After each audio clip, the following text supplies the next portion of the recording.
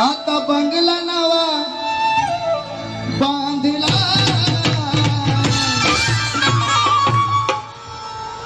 आता बंगला तर बांधलाय पण काय त्यात भीमाचा फोटोच नाही, माझ्या बापाचा फोटोच नाही, त्यात भीमाचा फोटोच नाही,